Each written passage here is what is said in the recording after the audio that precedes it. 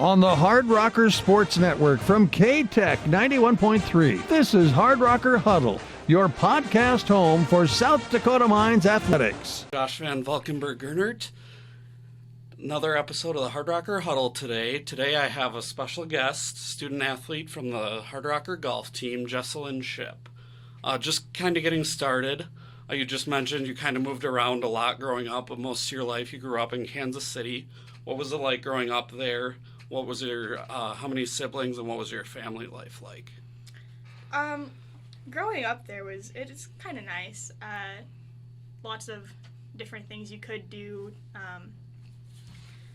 I have a twin sister and a younger sister, and we have a dog, Zeus. He's the star of the family. At least he thinks he is. And we've been there since August of 2010. But it's a pretty close family bond. We all enjoy spending summers and everything together, doing family vacations to all the national parks and different things.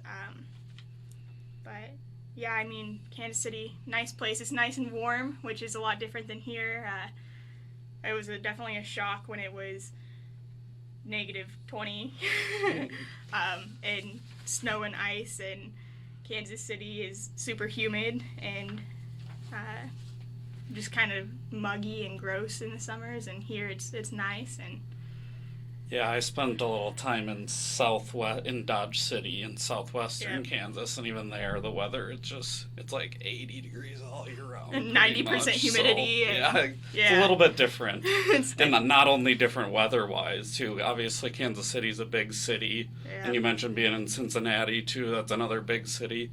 Were you kind of looking forward to maybe going to a little smaller area, or what brought you to Rapid City, I guess? Yeah, so I definitely did not want to go big city, big campus.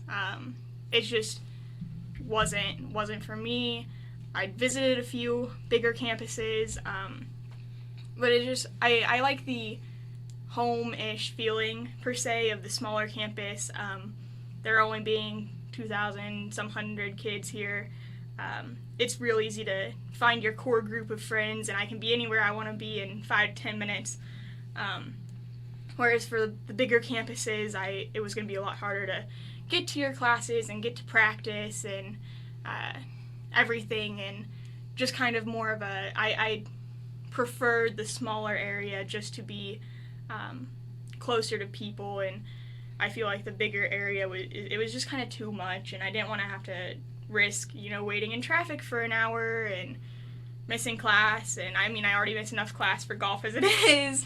Don't really want to have to risk, hour of traffic, crap, now I'm 30 minutes late to class. And Sure, yeah. Growing up, obviously you played golf growing up. Were you involved in any other sports? And what kind of, golf maybe isn't a traditional team sport where it's maybe not quite as competitive, but were you, what brought out the competitiveness in you growing up? So I played softball for a little bit. Obviously, I am a lot better at golf than I ever was at softball, but it was just one of those things. I've been playing it forever, and then having two sisters as well, we were all able to go out and play with each other, and we started tournament play. My twin and I started tournament play when we were like 12 or 13 or something like that, at a local U.S. Kids golf tournament tour, and just from there that kind of started the more competitive aspect of it. Obviously moving from there to high school golf, playing in all of those districts, sectional, state, everything, and then eventually on to college golf. Sure. Playing in high school, were you pretty successful? Did you make it to state tournaments? I know Kansas City is a pretty big area, so there's probably a pretty big state golf tournament there. Yeah, so how Missouri did it, there were classes, and you had your different class states, so there were 2 different state tournaments in the state of Missouri. I made it twice, my freshman year and my junior year. The other 2 years I missed it by like 1 stroke, so that was really heartbreaking at the time, but it was easy to look forward being, this doesn't, I mean, yeah, it sucks, but I'm going to college golf, so there's bigger, there's better ahead. I did make it state twice, which was nice. Junior year, I actually went with my twin. Freshman year, it was just me, so it was kind of nice. Junior year, because both of us got to go. We were the only 2 from our team, really, that ever made it that far. And it was just kind of nice to have someone else there. I know a lot of people talk about sibling rivalries or whatever, and as much as people wanted there to be, there really never was. We were always within a stroke or 2 of each other, and it was just kind of like, oh, cool, you did well, glad you did well. If I didn't do well, at least she did, or vice versa, or if we both did well, great. If we both didn't do well, oh well. Sure. Your twin, what's she doing now? She's not here, right? No, so she goes to school in Bolivar, Missouri, at Southwest Baptist, and she played golf there. She was on the golf team there, and she's doing cybersecurity major. So I assume most twins are pretty close. How hard is that, being apart, basically, probably for the first time? Honestly, it was kind of nice because our high school was pretty small. Our elementary school was pretty small. It was always Jessalyn and Cassie did this, Jessalyn and Cassie did this or that. So it was definitely nice to kind of be our own person for once. So we both kind of got to branch out, and it was no longer, oh, you and your sister, you and so and so. Like, it wasn't a group thing. It was the 2 of us. We got to be our own individual people, make our own individual friends and decisions, and that was kind of nice. I mean, it was kind of hard. We have a big family aspect, so it was kind of hard being the farthest away, because she's only 3 hours away from home, and she can go home whenever, and I'm kind of, on the weekends, or can't really do that. It's definitely only over longer breaks that I can go home, so it was definitely interesting at first being here and not being able to go home whenever, but it's nice. It's definitely one of those things where it's kind of like, oh, it's a good break to have, just not being the same person all the time. Sure. You kind of already talked about this a little bit. How many, did you have other options in terms of colleges, or did you kind of know early on that South Dakota Mines is where you want to go? Maybe talk a little bit about what it was like when you visited campus the first time. Yeah, so as for other colleges, it was kind of hard because there weren't a lot of campuses that had both biomedical engineering and women's golf, or biomedical engineering and a women's golf team that I could play for. Sure. So I looked at a few down in Arkansas and Texas, and there were 2 down in Texas, Arkansas, and 1 in Missouri, and here, obviously. And I think one of the biggest things that kind of drew me here was just talking to the coach. Coach Wheeler and I were new together, so it was actually the coach before him and the coach before that coach. So I originally talked to Ryan Treptow. He's out at Arrowhead Country Club now. And he was just kind of, team aspect, great, very personable person. And then he left, and so then I contacted Ty, and I came up again, and I talked with Ty, and Ty's just an amazing man. He was great selling the program and just making sure that we felt comfortable being here, making sure that we felt truly at home here. Took me out to the courses, let me meet the team, let me hit with the team and everything, and just kind of start that team atmosphere before I had made my decision, which was nice. Getting to know people before being integrated into the team. You kind of had the friends before being here.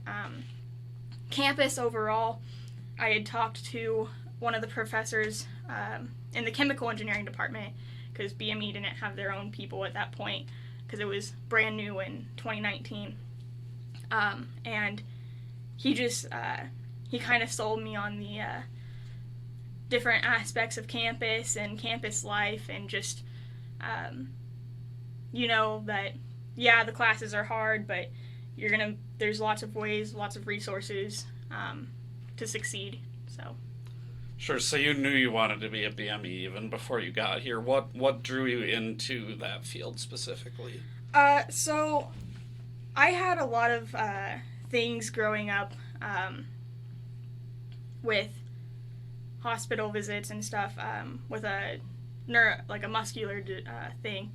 Being a twin, I have a lower muscle tone because I didn't have enough room to develop, and I also enjoyed robotics in middle school and high school, and so for me it was kind of combining my love for the medical field and love for engineering. Perfect match right there.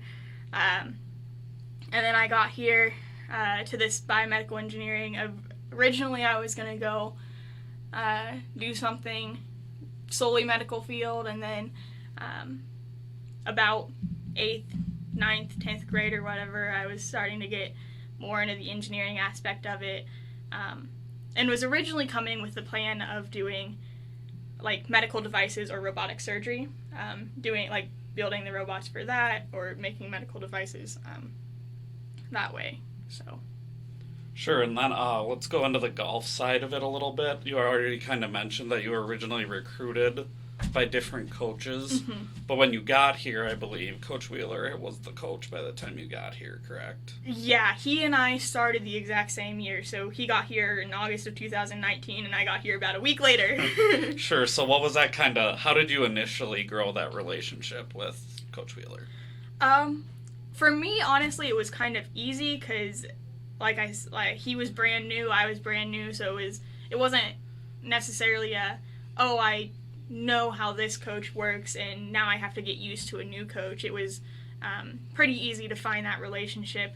And Coach Wheeler, he cares a lot about the team. He tries his best to make sure that we are taken care of, and that we have everything we need to succeed, which is nice. It kind of, home away from home type feel. If I had a problem with something, Coach Wheeler could handle it, or I could go to Coach Wheeler and see if he had other resources. So it was just nice having that kind of relationship with Coach, and it wasn't kind of like forced, going, oh, we lost a coach, now I have to get used to this new coach. So there's no like bias between coaches or anything. Was I expecting Coach Wheeler? Not at all. Did Ty tell me about Coach Wheeler before meeting Coach Wheeler? Yes. So I did have the expectation of what Ty told me going into it, which was also kind of nice. I was like, okay, I know he didn't tell me exactly who it was going to be, but he's like, oh, a friend of mine was going to come coach, and he's a really great guy and everything. So I kind of already knew that it was going to be a decent fit, so. Yeah, and then kind of along those same lines, since Coach Wheeler took over, he's done quite a few things with the program that maybe hadn't been done previously. I know, obviously that first year, there's some adjustment period, but the 2020-21 year, there were 3 top 15 men's scorers, 3 top 15 women's scorers, 2 of the 4 all-time program women's wins, and 2 team wins. So what has it kind of been like to be a part? You were there from the beginning, so what was that kind of like to be a part of that process of improving the program? Honestly, it's been great. It's definitely one of those things where it's like, yeah, we haven't been the best in the conference, and that's something that we're working towards, and something Coach Wheeler is really great at is bringing in new talent, bringing in girls that really care, really want to be there, want to be at practice, want to be at the tournaments, doing the best they can. And so it's a lot better team atmosphere. We have a lot better cohesiveness, which plays into that. And I think Coach Wheeler does a good job bringing in people that just fit well with the team that we have. For the process part of it, it's been nice seeing the improvement of the team, knowing that I can be a part of helping the team get better and leading the team to these goals is great. It's one of those things, it's kind of like, it's not something you think of necessarily coming into a college sport. You're not like, I'm going to, win. I personally wasn't going to be like, we're going to win a national championship. But it is nice to see that the team is improving. And last season, like you mentioned, we had the best season we've ever had.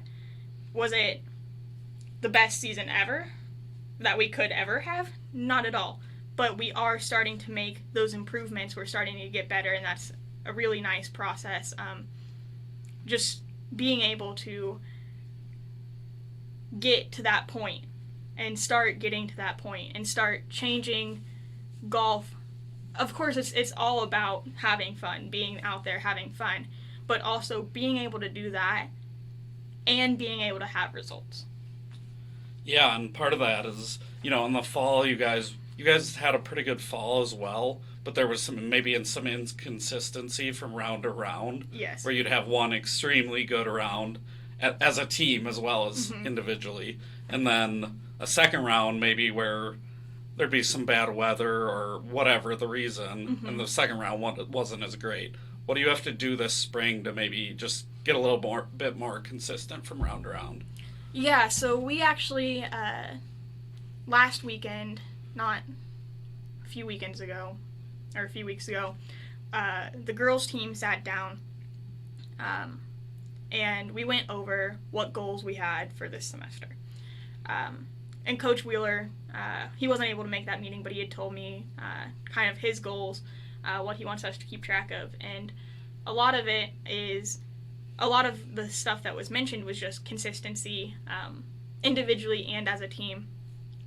So I think a lot of us, we try, if we don't hit the best shot, now we're trying to be a hero and get somewhere else. And I think a lot of us just kind of playing safer golf, better course management, will get those rounds to be more consistent.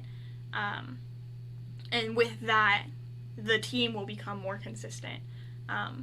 Really focusing on the individual players' rounds first. Why are you being inconsistent?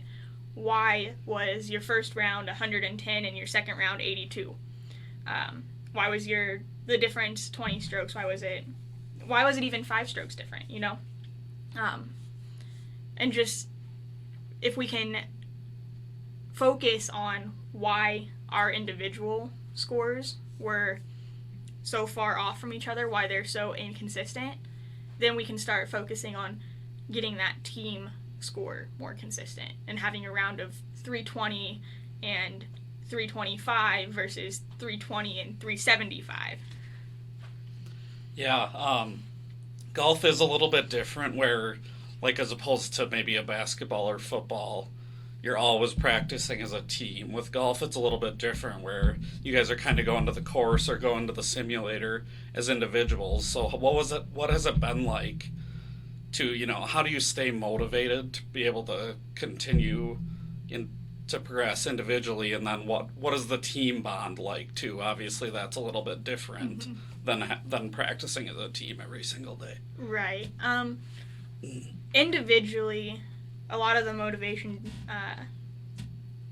personally, a lot of the motivation just comes from getting better myself, trying to beat yesterday's score, trying to let's do this better and see the results of it. Very result oriented. I know a lot of the other girls and guys even, a lot of it is just caring so much about personal and team, just being able to better themselves, better the team. It is kind of interesting for golf being a both individual and team sport. Just that it's a competition within yourself and a team competition. And I think the team right now has a great bond, and we just kind of all get along together pretty well. It's just one of those. It's kind of one of those things where it's like it's interesting to see how the team aspect of it is just a lot different. You're not necessarily working as a team, but being able to help it's more of a help your team than a compete as a team, because you know that if you do better, your team's going to do better. So at least my mindset going into a tournament is, what can I do to help the team score? So if I'm shooting 82 or whatever, okay, fine, that was a good score, that helped the team score, we don't have to take a 98 or whatever. Now, if I'm shooting a 98, I'm sitting here, I'm like, okay, what can I do tomorrow to get that lower to help the team get a lower score so we don't have to take that 98? Sure, and then this winter, kind of, what have you seen from yourself and maybe teammates as well to help improve for the spring season? A lot of us, we are trying to get out there on the nice days. Sometimes it's hard on the simulator, you get tired of hitting into a screen, and sometimes, yeah, the simulator is good. It's good to keep swinging, but mentally, hitting into a screen and hitting outside is a lot different. Sometimes you will hit a shot inside, and you'll do something completely different outside. So just taking advantage of the nice days, getting outside, hitting outside, getting better there. And then when we can't, getting into the simulator, knowing, okay, this isn't necessarily exactly how I'm going to hit it outside, but just being able to, kind of practice. Say I want to do a 50-yard shot, just kind of start practicing the 50-yard shot. Or, we can go play courses inside. I'll do a lot of par 3 courses to work on iron work. And so it's just kind of one of those things in the winter, taking advantage of the nice days, but also taking advantage of being indoors. Trying to hone certain skills so that we can apply them to the nice days when we go out. Sure, and then kind of going into some other stuff. I know you do a lot here on campus. Just starting off, let's talk a little bit about SAC and what you do for the SAC here on campus. Yeah, so currently I'm head of the outreach committee on SAC, so we do a lot of getting in contact with outside organizations. So in November there was something with Love Inc. That they were doing, kind of like a food and Thanksgiving meal for people. We do a lot of things with the Special Olympics, contacting them, trying to help them out, and just community outreach, getting South Dakota Mines athletics into the community and helping the community, bettering the community, bridging that gap between the community and the school, starting to build connections, starting to get people interested. Look what the school's doing for the community. That's a good thing to be a part of. Getting kids involved, getting them interested in the school, but also just doing things to help others. It's a lot of, SAC has a lot of different domains. Outreach is very important. Last year, Bryce and I were doing dining, so we were working on changing Surbeck hours because they were very right in the middle of practice for a lot of teams. And I mean, they're not much better, but at least we've changed it enough where football can still come eat if they need to. it's nice having the own kitchen in the room. I can make my own food. I did that most of the time anyways, but so it's just a lot of different community involvement, school involvement, just kind of making a presence, trying to change things for the better. Sure, and then you're also on the conference SAC. You're on RMAC SAC. So it's a little bit more of that rather than local. It's a little more trying to multi-state and national outreach. Right. So for the RMAC SAC, I do the student health and safety. And a lot of that currently has to deal with the coronavirus pandemic, which, knock on wood, hopefully is coming to an end. But we've also done things such as practicing with air quality or having outdoor things with air quality. We know a lot of the times, late fall or early fall, late summer, and late spring, early summer, we start getting all the fires and we start getting all the pollution and the dust and everything from that, the smoke. And so we started doing things where we have levels of air quality where we're like, this is safe for our athletes. This is where we cut off outdoor hostings. This is, we like just different levels. With COVID, it's what do we do for testing individuals? How do we regulate vaccinated and unvaccinated? And just how do we make it so our athletes across multiple states are being the safest they can? How do we have these set rules so that we know that we have, no matter what state we're going to, we have these set rules, and it's not up to the athletic directors, it's not up to the coaches, because unfortunately there are coaches out there that would say, you're fine, just play anyways, you know? So it's one of those things where it's putting more control into the athlete's safety versus the actual competition, and being able to realize that this is not safe for our athletes. We need to fix this. So there are a lot of proposals that we do that go around that everyone votes on and gets pushed through.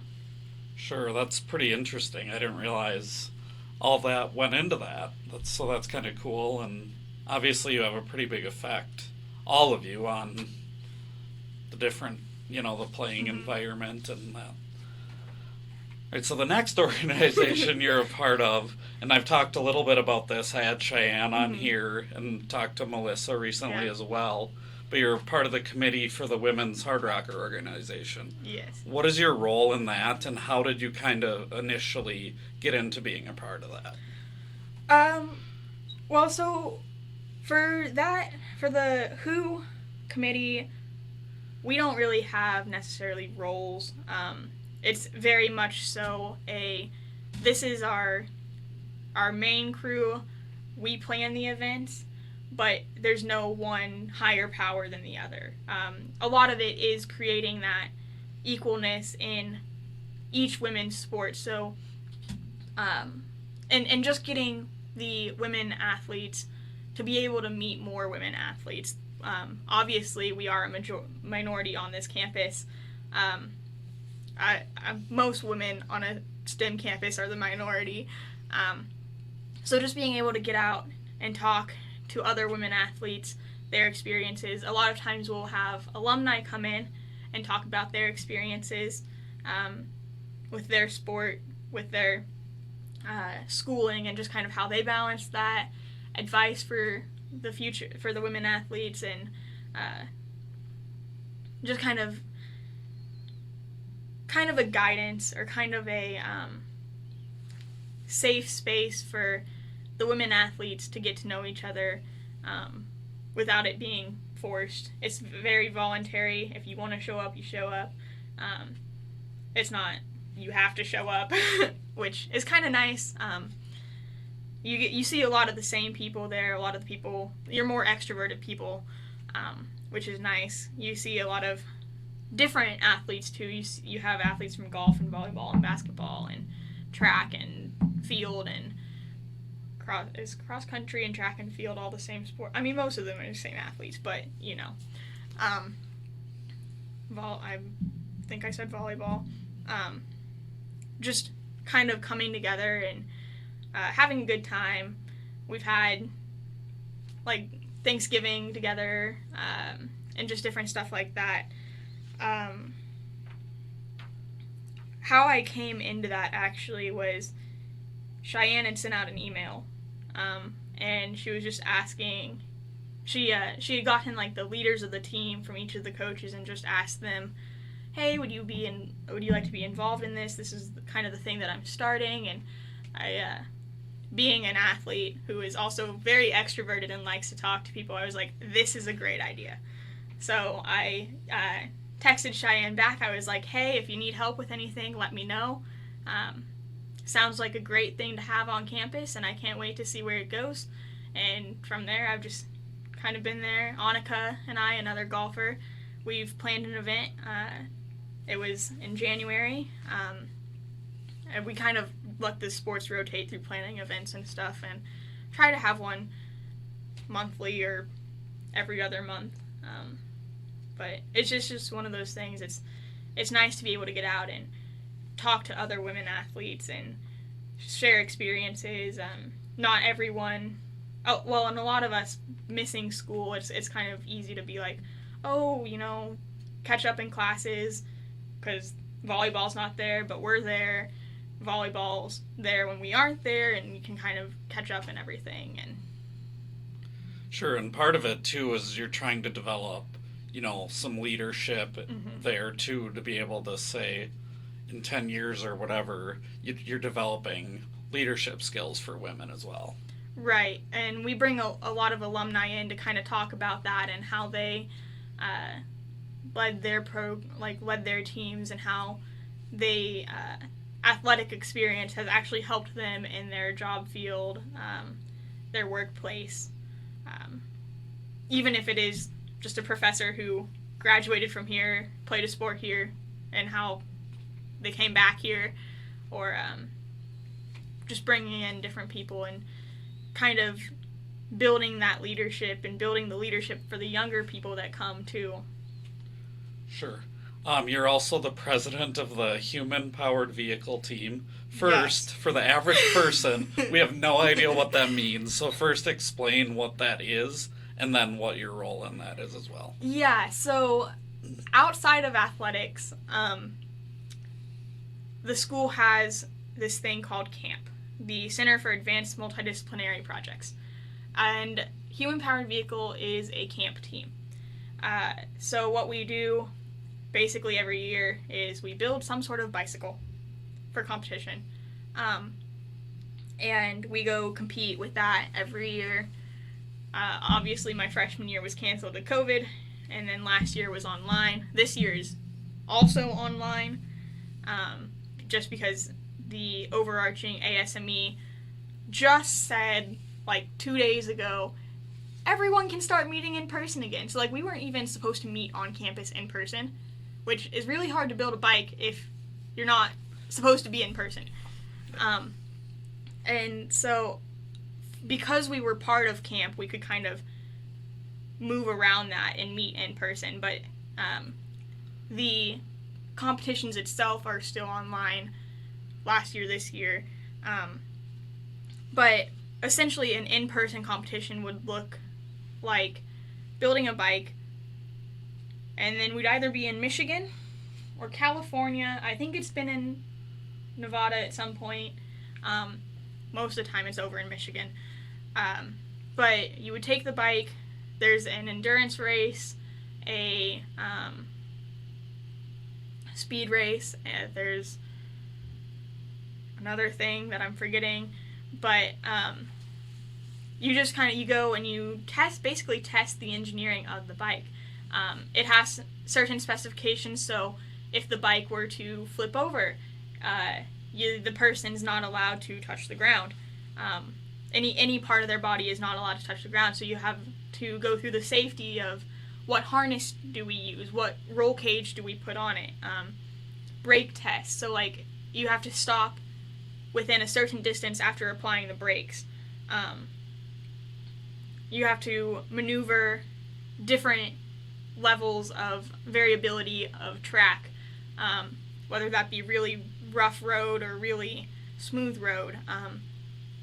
So it's just kind of an engineering project, basically. And that's one of the things, hopefully, more as the school grows, that more athletes will see that they can be a part of this instead of just solely athletics. I know one thing for me was that it was nice being able to be part of the athletics, but also being able to be part of this thing where most of them aren't athletes, but they do more of the engineering aspect. They still find a team aspect, which is nice. Overall, so I've been on it for 3 years now. Last year I was the co-president. This year my co-president did not want to be co-president, so he just said, have it. Okay, cool. So we're currently, we're not going to competition this year. A, because it's online, B, because there's like 5 of us on the team, and so we thought it would be better to just build the bike and build the bike, have something to show off to the students to get more people so that we can go next year. So we're currently in the process of building last year's bike, which is a tadpole recumbent bicycle. So for the person who doesn't know what that is, 2 wheels in the front, 1 wheel in the back, and it has a steering mechanism. This is kind of where I came into it with the biomedical engineering, because we were trying to reduce the stress and strain on the rider as they were riding it. So our steering system is actually in the power box, which, if you think about it, is kind of the strike zone in baseball. And that just, it takes more stress and strain off of your wrist and your hands. You're less likely to get carpal tunnel or arthritis. If you're here, then if you're here, if you think about it, like, no one holds a box above their head with their arms straight extended. Everyone's holding it at their midsection. It's just more efficient. It's less stress and strain on the body. All right, then. No, you explained that really well. So even I understood it, and so I'm hopefully everybody else did too. The last kind of group, I guess, that you're a part of is the mental wellness committee. Mm-hmm. Obviously, mental wellness is a huge thing for everybody, but here, with the amount of time student athletes put into their sport, mm-hmm. school, how important is it to have that committee? And, you know, even for yourself, what do you do to kind of keep your mind right? Yeah, so this committee was also started last year. It was kind of started in conjunction with the diversity, equity, and inclusion. So, I mean, we don't necessarily work with them, but it was started at the same time. And we haven't done a whole lot this year, but it's really important, just kind of giving student athletes a way to realize healthy and unhealthy behaviors. A lot of times athletes, they do practice, they do the games, they do their it's a constant cycle of wake up, school, practice, compete, wake up, school, practice, repeat. And that is taxing. It is emotionally, physically, and mentally taxing, no matter who you are. At some point, you're going to reach burnout. And originally, when we started this, we were just kind of talking about how can we let student athletes know it's okay to go up to their coach and say, Coach, I need a day off. Coach, I need to be able to take this break. And how to do that effectively, and just kind of let the student athletes know that there are ways that they can, it's okay to tell your coach, look, I need a break. I can't do this 7 days a week. And not that we're not allowed to do it 7 days a week, but essentially a student athlete, they're going to practice on their own, whether that be inside or outside of care hours. no matter what, they're still doing school practice, competing. It's just in our nature to be in the sport. We're always something every day revolves around some sort of sport. Yeah, even if you're not practicing, you're probably lifting, or you're probably going to the gym, or you're doing something, whether it's part of the team, whether it's not. It's basically 2 full-time jobs. Exactly. So that was definitely started just to help the athletes with the mental aspect of it, not letting yourself get to that burnout stage, or get to that burnout stage as quickly. Being able to realize that we are still human. We might think that we are God sometimes, but we are definitely still human, and we definitely need to take those breaks for ourselves. And on the other hand of that, taking those breaks will actually help you get better. So just kind of letting athletes see it's okay to take a break. You'll actually probably see improvement if you do take a break. And then, obviously, we just went through all the stuff you're involved in. Plus, you not only do that, you work a lot of the games when you're out of season. You work a lot of the basketball games. You worked football games, volleyball games. How do you stay mentally healthy, or as mentally healthy as possible, I guess? Honestly, by doing just that. I am definitely a person who, if I sit around and am not doing something, I don't know what to do. And for me, that is more detrimental than it is beneficial. Yes, every once in a while it's nice to be like, oh, I don't have anything to do. But I definitely do a lot better if I'm doing 500 other things. So, like doing the film for basketball and football and everything, that was something that I could focus on and be like, okay, I have this to do, and then I can plan out everything else around that and still give myself breaks. I have a spreadsheet on my computer actually planning out, here are my classes, here's what I need to do, here's my homework block, here's golf practice, here's when I'm supposed to eat dinner. I was going to say, you must be extremely organized to be able to, like, not miss a SAC meeting or not miss, to be able to balance all that and then still have, like, a 3.7 GPA. Yeah. And, yeah. Yeah, well, I was the kid in high school who was like, oh, if my grade's below an A, it's a problem. And so that was definitely one thing coming into college, being like, it's okay, you can get that B, it's okay. But it's also one of those things where it's like, I had to be doing something. I've taken 16, 17, 18 credits every semester I've been here. I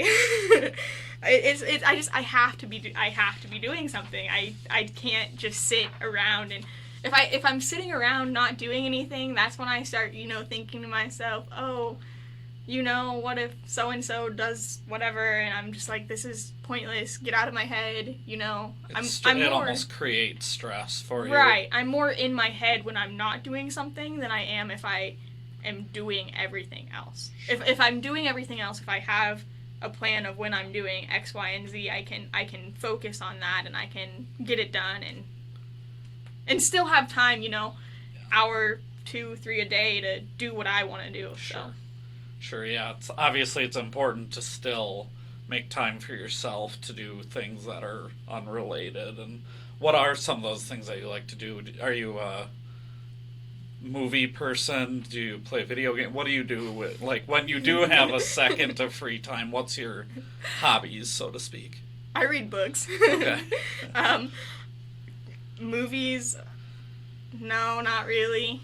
I've never been a huge TV watcher. Never been huge into video games. Just not something I do. Not saying that others can't do that. It's not my thing.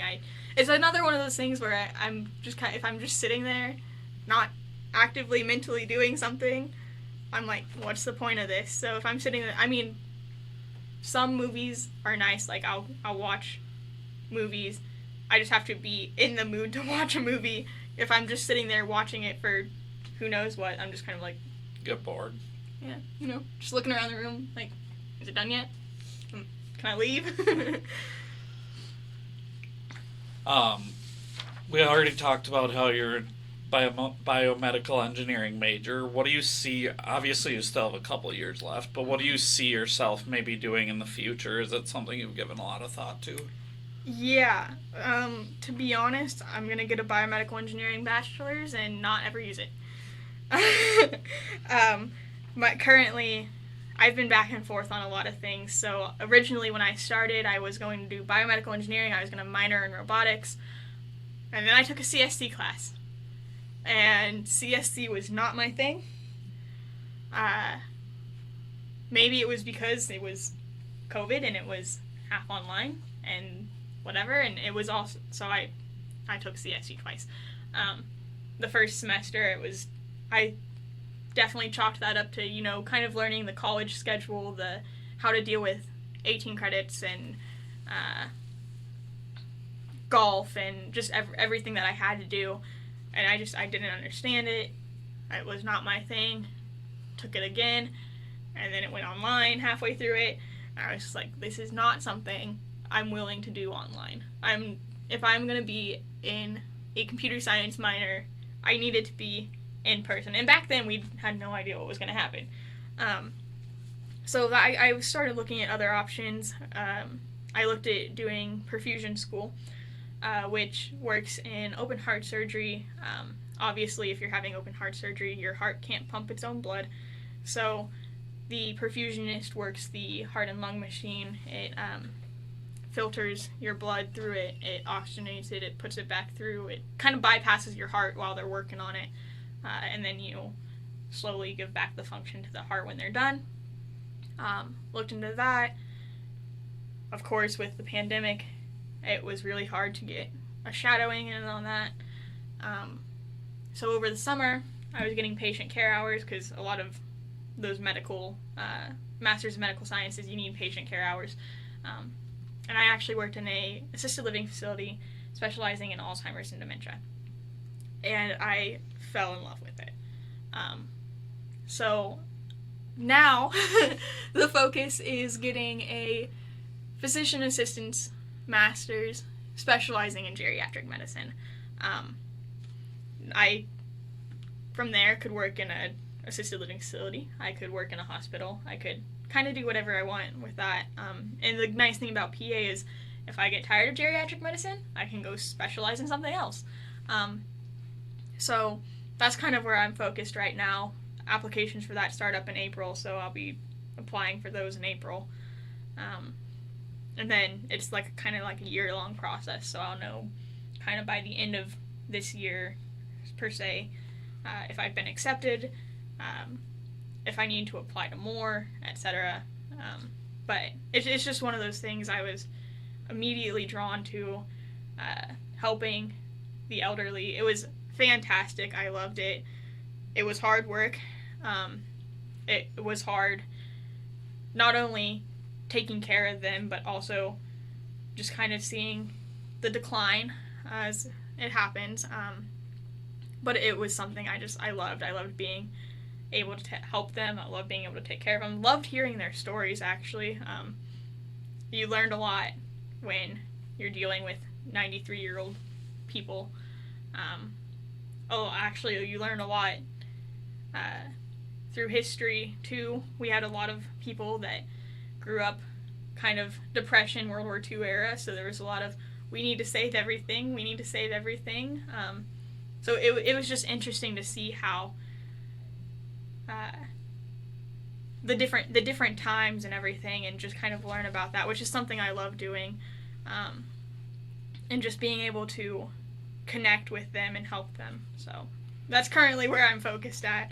I know it kind of makes no sense getting a bachelor's that you're never going to use, but it's definitely it's still applicable. It's still very helpful.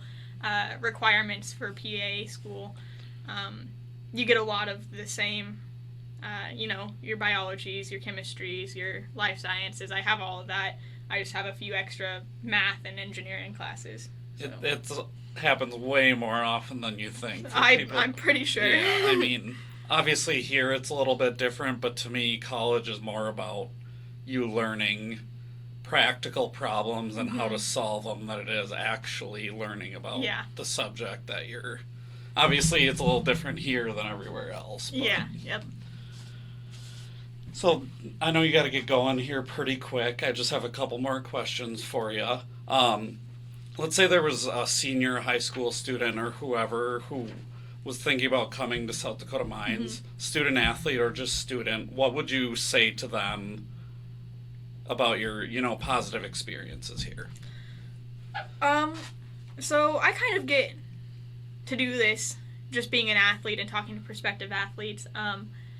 But it's definitely the biggest thing I like to stress is that you're going to have classes that are going to be hard. But you're going to also make a lot of friends that are going to be in those same classes. You're going to have a lot of different resources that you can use. You have a nice family home atmosphere within your groups on campus. So, yeah, there's going to be a lot of people that are like, oh, you're going to, have to retake this class or whatever. You're not. They exaggerate. They exaggerate a lot. It's not as bad as you think.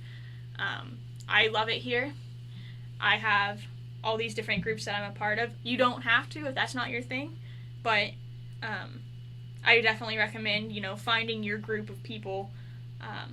It makes it a lot easier, and then also you're surrounded by the Black Hills, everything. You can, if you want to get out for a weekend and go hiking, you can. If you want to go skiing, there's a Terry Peak up in Lead. You can go anywhere. You can do anything. So it's a nice little community environment surrounding campus as well.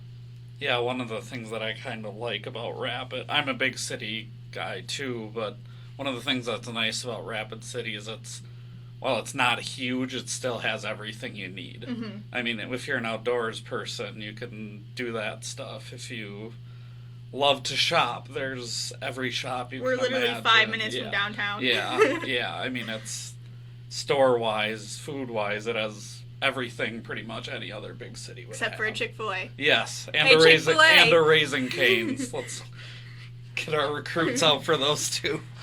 You want to come to Rapid? And then just the last thing, I know you're not a senior yet, but when you kind of reflect on all the things you've done so far, what are you most proud of?